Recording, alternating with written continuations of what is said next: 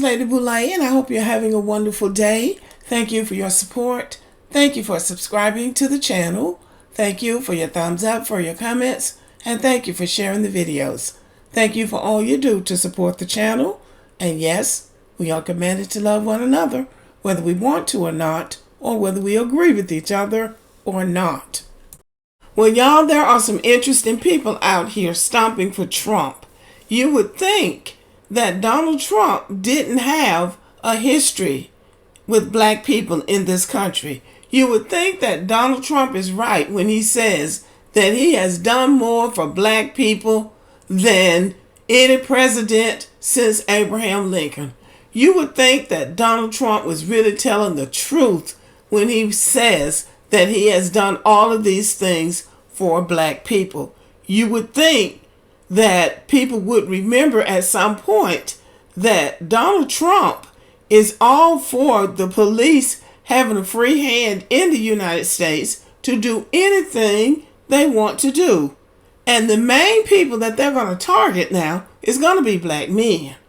Now, many black men know this, and they are governing themselves accordingly. But there are those who seem to be living in an alternate universe where they think that there is no racism in America and there is no problem with mass incarceration and over-policing in the black American community. Now, the reason I'm mentioning this is because nothing has changed. And if anything, there's going to be doubling down on what we have seen in the past. Because people seem to think that Project 2025 is just something that Democrats are using to try to bully black people into voting for Kamala Harris. No, that's not a bluff. Project 2025 is a serious proposal.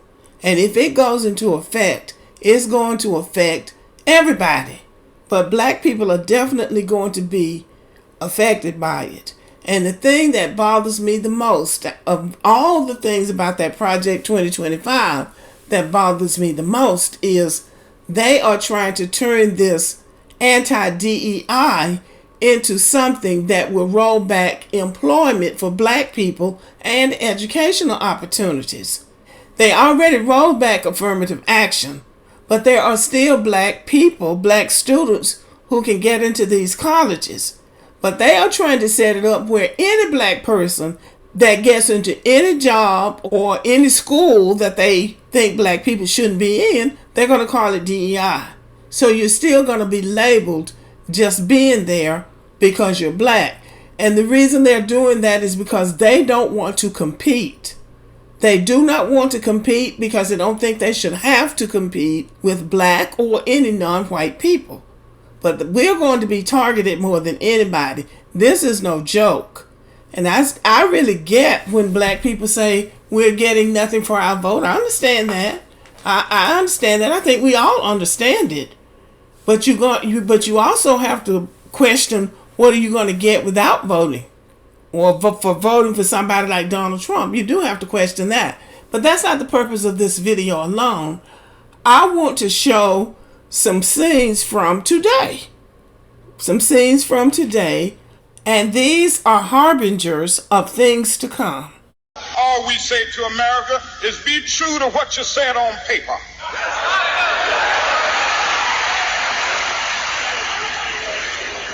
If I lived in China or even Russia or any totalitarian country, maybe I could understand some of these illegal injunctions.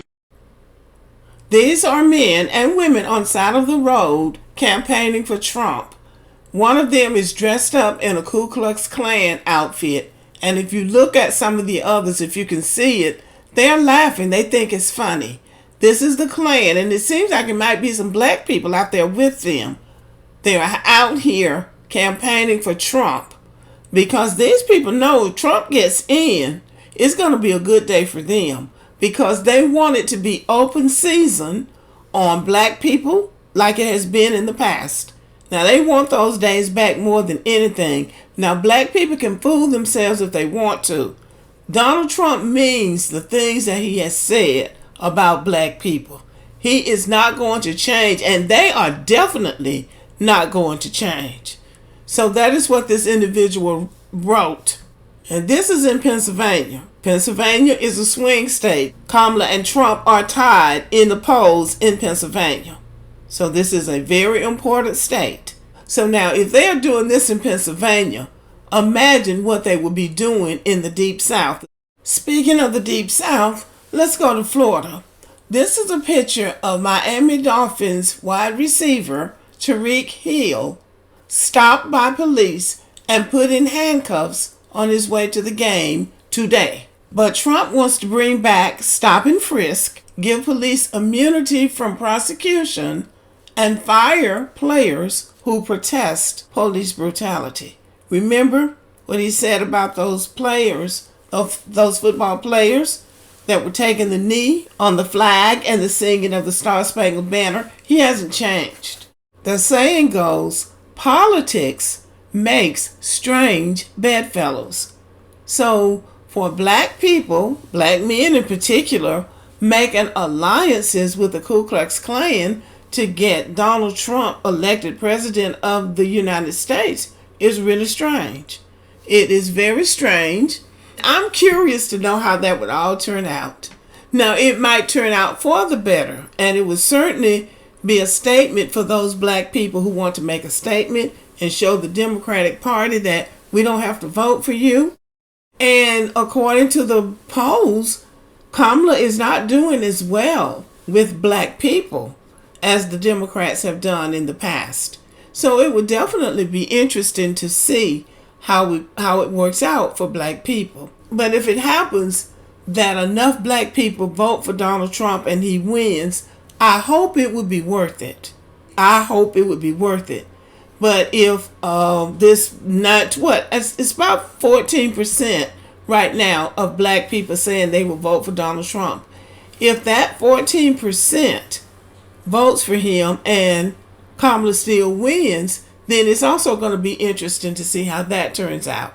So it's going to be interesting either way. But I just don't see how voting for Donald Trump is a help for black people. I do understand about throwing away the vote, giving it to the Democrats, but you give it to somebody else and the situation turns out to be worse. That's my fear.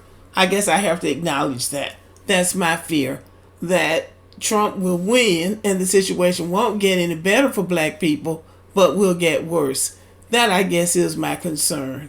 But either way, everybody has a right to vote their conviction, and we'll just have to see how it all turns out. Thank you for listening and have a good evening.